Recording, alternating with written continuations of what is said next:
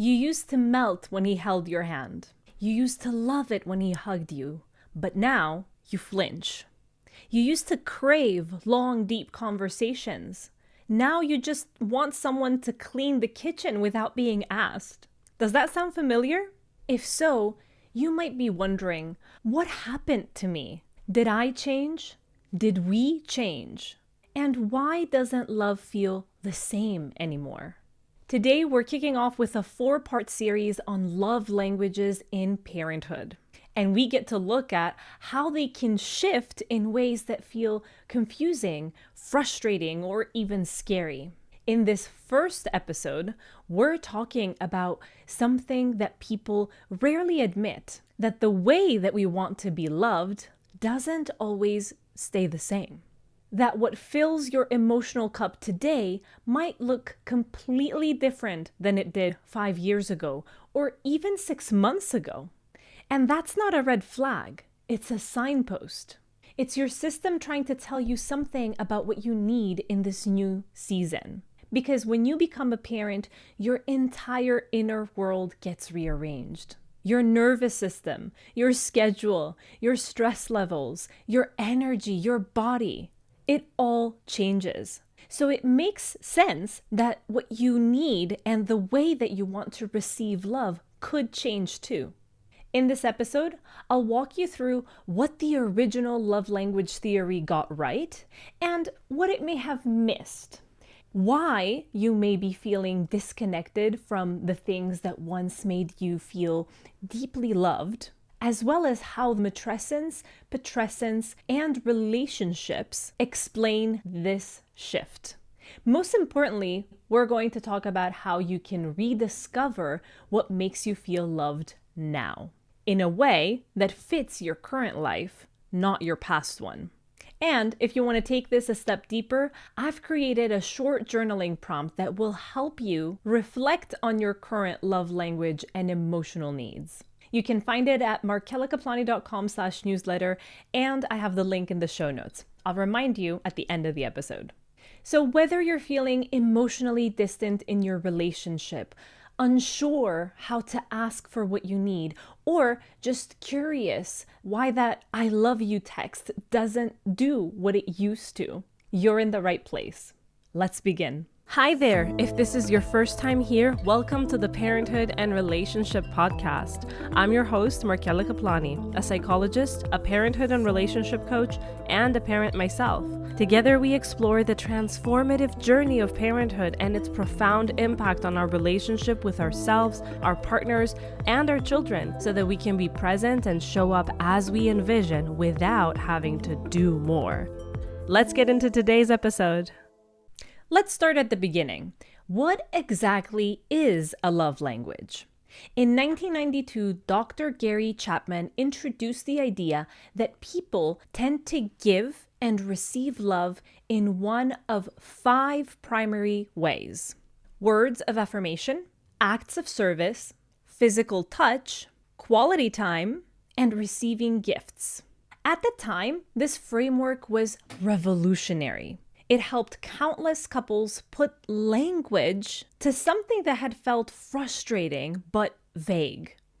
Chapman suggested that we each have a dominant love language, the one that makes us feel most cared for. And that when partners speak different languages, they may end up unintentionally missing each other emotionally, even when they both care very deeply. And let's be honest, it really resonates. For many of us, discovering our love language feels like finally getting instructions for an emotional blueprint that no one had ever handed to us. But here is another part that is not talked about as much.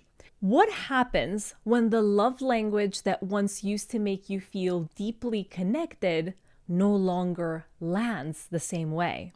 What happens when what once used to light you up emotionally now feels flat, distant, or even irritating? That is what we're exploring today. Because as helpful as this framework is, it was never designed to be static. It doesn't account for how life transitions, especially something as all consuming as parenthood, because it reshapes our emotional landscape. And so today we're going to expand the idea of love languages. Not to throw the whole concept out, no, but to stretch it, to make space for the truth that your emotional needs are allowed to evolve.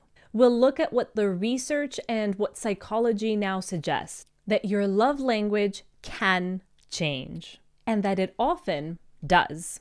And that instead of seeing this shift as a threat to your relationship, it can actually become an opportunity, a chance to get curious, to reconnect, and to start listening to your inner self in a new way. Because maybe the question isn't, why am I not responding in the way that I used to? Maybe the real question is, what am I longing for now? So let's expand the theory a little bit.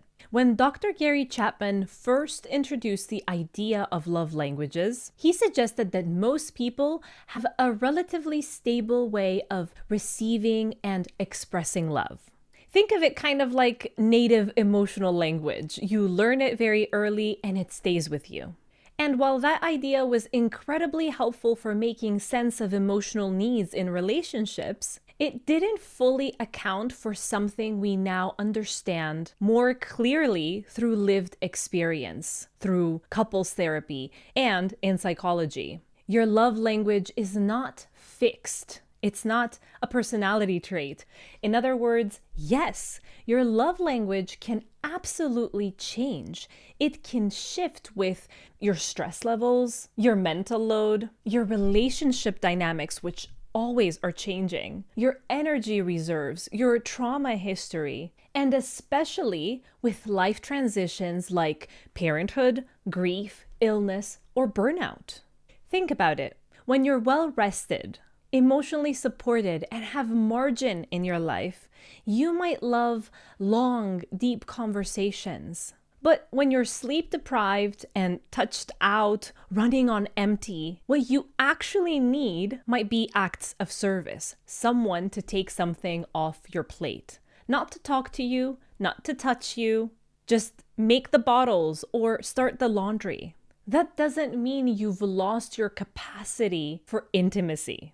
It just means that your emotional needs are adapting to your current reality. In fact, I'd argue that your love language isn't just a way that you feel cared for, but it's also a signal. It tells you what you're running low on. What kind of care will help you regulate your nervous system and feel grounded and stay connected to yourself and your relationship? Let me give you a few examples. A partner who once thrived on quality time, lazy Saturday mornings, long drives, late night talks, may now crave acts of service because they're constantly juggling a child's schedule and working late, feeling like there's no room to breathe. What they now want is not more time together. It is less on their shoulders. Another example is a parent that is experiencing sensory overload, who used to love cuddles in the past and physical closeness, but now might suddenly pull away from touch. And this to their partner might feel very alarming. But this is not because they're rejecting their partner, but because their body is already saturated. They might need words of affirmation instead. A kind, validating text or verbal reminder that they're doing a great job. A third example, I'm thinking of someone who used to value words of affirmation. They loved compliments and encouragement, but they may no longer feel soothed by these words. That could be because what they really need right now is evidence, someone stepping in, someone following through, something tangible that says, I see you, I've got you. These shifts can feel very disorienting at first, both to you and your partner. Because what used to work, what you were trained in, what comes naturally doesn't seem to land anymore. But that doesn't mean that something is wrong. It means that something has changed. And when something changes, it's not a bad thing. It's an invitation to get curious. What am I needing now? What kind of love reaches me in this season of life? These are the kind of questions that we need to be asking so that we can reconnect with ourselves, not try to fix ourselves and go back to something that doesn't work in the now.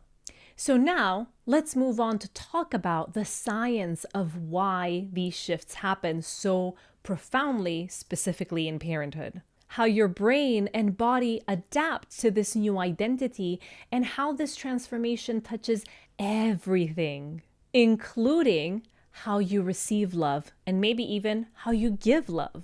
So, we talked about how love languages aren't fixed and how they shift based on what you're emotionally needing in the moment. Now, let's go a step deeper because this shift isn't just happening in your preferences, it's happening in your brain, in your body, and in your sense of identity. As we've said before on this podcast, I'll keep on reiterating, when we become parents, our brain rewires itself. This is not just a poetic metaphor, this is neuroscience. Studies show that after childbirth, and even in the non-birthing parents, the brain undergoes a process of neuroplasticity. That means new pathways are being formed. Priorities are getting reorganized. Your brain starts optimizing for caregiving and emotional attunement, as well as scanning for your child's safety. It's an incredible adaptive response, but it also comes with a cost. Your bandwidth for other types of emotional processing, like romance and spontaneity or deep personal reflection, can shrink. And the things that light up your reward system also shift. What used to feel bonding, like physical touch or quality time, may now feel overstimulating or even stressful. You're just responding to new internal chemistry. Let's say that you once felt like touch is everything. Now, after a full day of being climbed on and spit on or breastfeeding, you might feel like your body isn't even yours anymore. Your brain, therefore, is telling you, I need space to regulate. I am so maxed out. In that moment, a long hug from your partner might feel less like comfort and more like pressure. And so you may be feeling awful, like, oh, am I shutting my partner out? But what it really means is that your nervous system is adapting to a very real demand, and our emotional needs are shifting in response. Now, let's layer in attachment theory for a moment. Parenthood can stir up often unexplored emotional material. This is to mean things from your childhood about how you were cared for and what love looked like and what it didn't, that can quietly rise to the surface. Suddenly, your sense of emotional safety becomes more delicate. You may find yourself craving for more reassurance or, conversely, more independence. Why? Because becoming a parent doesn't just require energy. It is asking of you to re-experience being a child in some way. Love languages often shift to reflect this. A secure partner might now need more verbal affirmation in order to feel anchored. Someone who usually craves time together might suddenly need space to feel safe again. It's all part of this attachment recalibration. And then there's culture. We live in a world that still praises self-sacrifice as the golden standard of parenting. Mothers in particular, well, we're fed the story that good moms always give, always put others first, always show up no matter the cost. And so here's what happens. Even if you were once the type of person who lit up over surprises and gifts, travel, or long, slow mornings, you might now feel that asking for those things is indulgent. So instead, you focus on doing, serving, managing. You shift toward acts of service, not always because it's your love language, but because it's what feels permitted. But here's a gentle truth. Just because it's what you're doing doesn't mean it's what you're needing. You might be living in a love language that reflects your responsibilities, not your desires. And that kind of disconnection starts to wear on you. So, moving on, let's take a moment to talk about something that still doesn't get the attention that it deserves to this day: matrescence and putrescence. You've heard me talk about this, but if you're new here, these are the psychological, physiological, emotional, mental, financial, as well as social and cultural transitions that we go through when we become parents. This is not just a role change, but an entire internal restructuring of our identity. We treat parenthood like a logistical shift. New routines, new responsibilities, less sleep. We expect all of that. But the reality is so much deeper. Parenthood is a metamorphosis. It affects your body, your brain, your sense of purpose, your social role, your emotional bandwidth, and yes, your sense of self. This transformation is not unlike adolescence. It's intense, it's disorienting, and often it's invisible to the outside world. So, how does this relate to love languages? Well, if the very foundation of who I am is being reshaped, then of course my emotional needs, the way that I give and I receive love, might shift too. You're not losing who you were, but you are growing into someone new. So your love language didn't go wrong and it didn't disappear, but it is evolving in order to help you survive, to regulate, to feel seen again in this incredibly demanding new chapter in your life. It may look different than it used to. It may feel confusing even, but that doesn't mean that it is wrong. It means that you are in motion. And the love that moves with you is the kind of love that lasts. So now that we've explored how and why your love language may have changed, let's talk about how to actually reconnect with it right now in this new version of your life.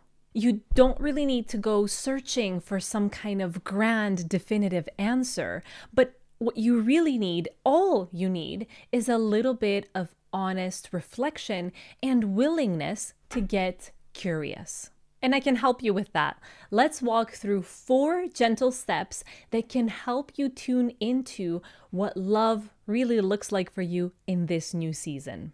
Okay, so step 1 is to check in with your body and your emotions. Start with this question: what makes me feel seen right now? And then move on to ask, what drains me the most? What restores me the fastest? Your body holds on to so much wisdom.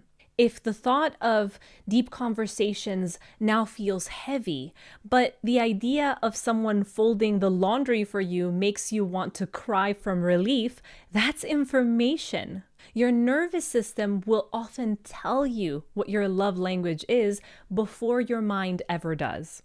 Step 2 is to reflect on what it is that you long for, not just what you're getting.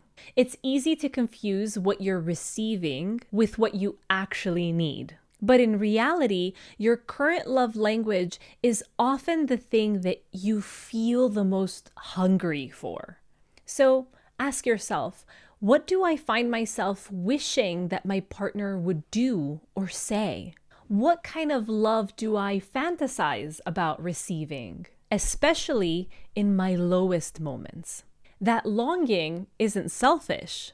It's a breadcrumb trail back to your emotional core.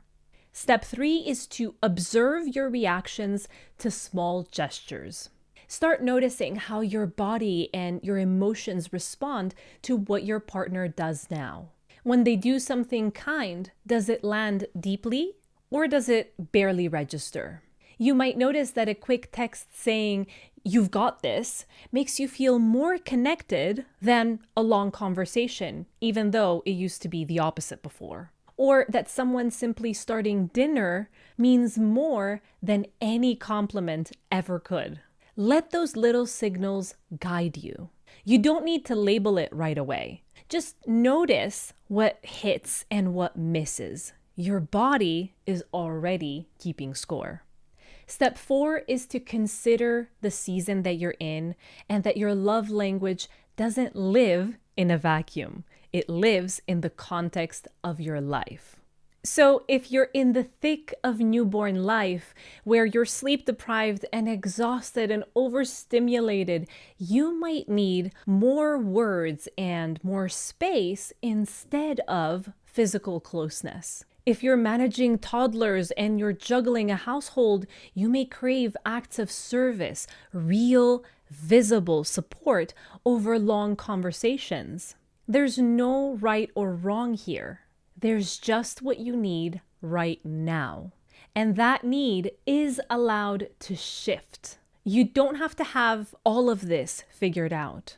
You don't need the perfect language to express what it is that you're craving. You just need to begin the conversation with yourself first and foremost, and then with your partner so that they can understand, so that they don't feel rejected, so that they don't feel like you've changed and that could mean that you no longer love them. And if you want a simple but powerful way to explore this even more deeply, I've created a short journaling prompt that helps you uncover what your love language is now. Along with that journaling prompt that I'm going to send you, I'm also going to send you a link to my favorite love languages quiz. And I'm going to give you certain tips about how to discover what is going on for you and for your relationship, giving you a little bit of a sneak peek for what's to come in the next episode. So go grab my newsletter, sign up. It's at markelakaplani.com/newsletter. I'll link it down in the show notes. In the next episode, we'll talk about what happens when you and your partner have different love languages, especially after having kids, where they may have changed, and how to stop getting lost in translation.